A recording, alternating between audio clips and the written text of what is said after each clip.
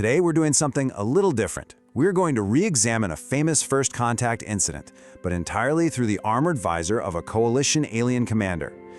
Usually when we think about first contact, we picture it from our side, right? The human perspective.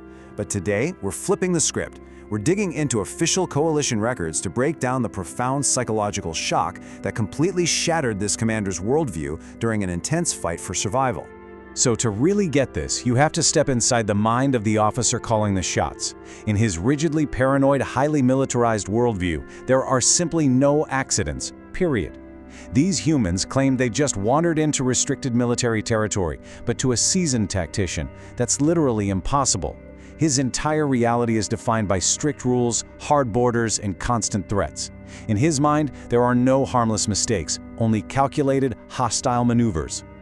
Which brings us to Section 1, the civilian anomaly. Right off the bat, his interception protocol kicks in. It demands strict, immediate action. Weapons locked, engines disabled, boarding teams deployed. His mind is already 10 steps ahead, right? He's gearing up for a hostile engagement, fully expecting an elite strike force packed with cloaked military tech. But then, his boarding party reports back, and they haven't found soldiers. They found a fragile, completely terrified human family with a busted navigation core. The little girl is literally hiding behind her mother. For the commander, this is a massive, grinding glitch in his highly structured military logic. It just doesn't compute. The cognitive dissonance here is off the charts. He simply will not, believe the father's quiet claim that their jump drive just happened to malfunction.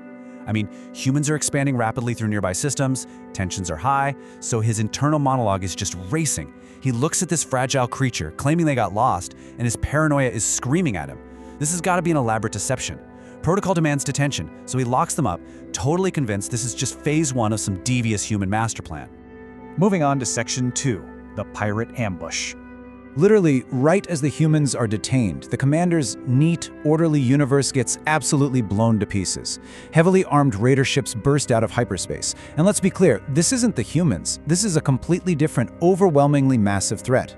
Look at how fast this escalates. It takes mere seconds for the pirates to bypass their shields and completely vaporize a patrol ship. Within minutes, they've strategically crippled the carrier's engines and communications. Total chaos.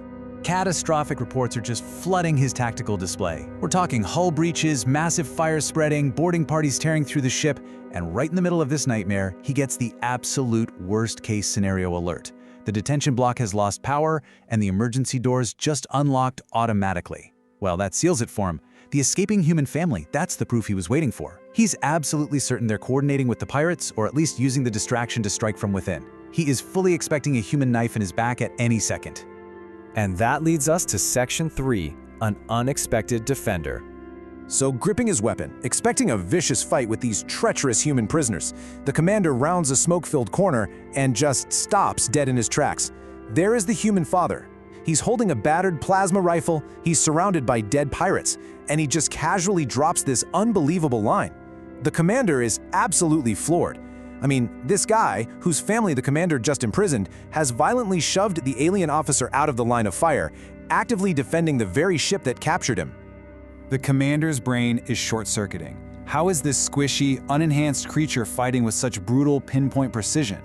In his military universe, warriors are highly trained, they're physically massive, they're biologically enhanced to the teeth. This human, he's none of those things. Yet he's moving with this desperate, terrifying efficiency.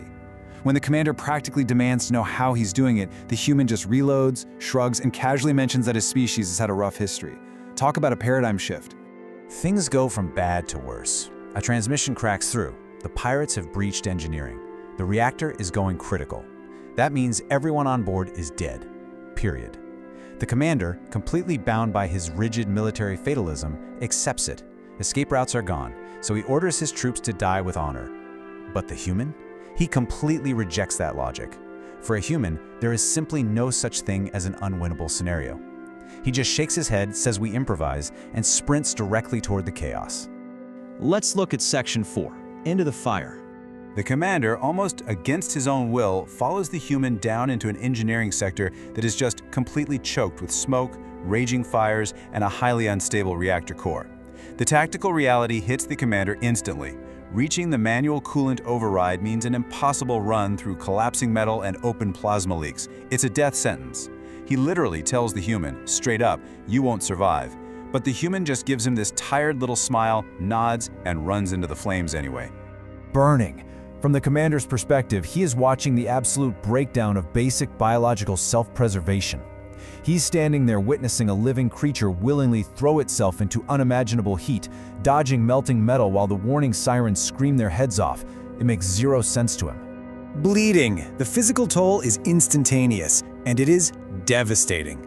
The commander watches in sheer, unadulterated awe as the human body physically fails, literally being torn apart by this hostile environment, but the forward momentum does not stop. He's still moving. The human actually reaches the lever. The commander screams out over the roar of the fire, desperately asking why he would do this for strangers who literally just locked his family in a cage.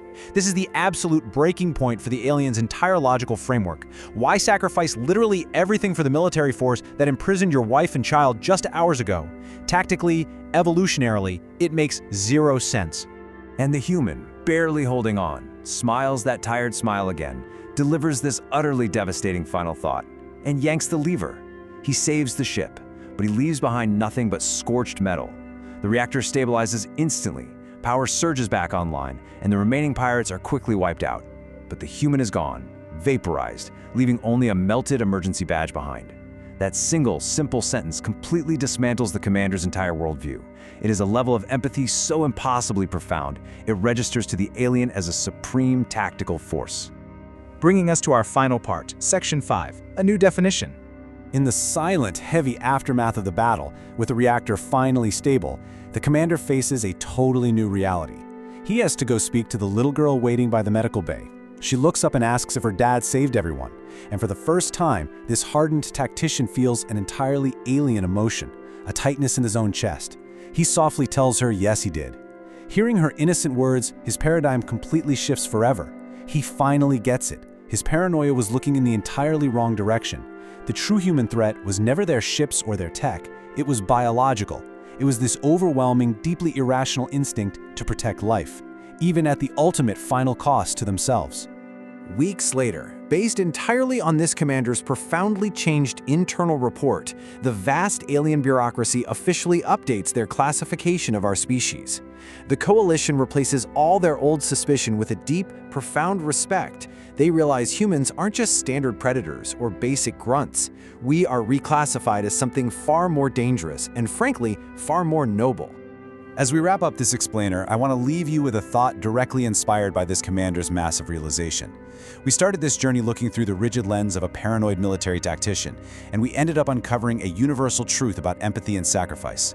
The commander learned the hard way that the most powerful force in the galaxy isn't some fancy plasma rifle or a massive dreadnought. It's the willingness to put someone else first. So, as you go about your day, think about your own life, your own circles, and ask yourself the exact same question that changed an alien empire forever. Who would you walk into the fire for?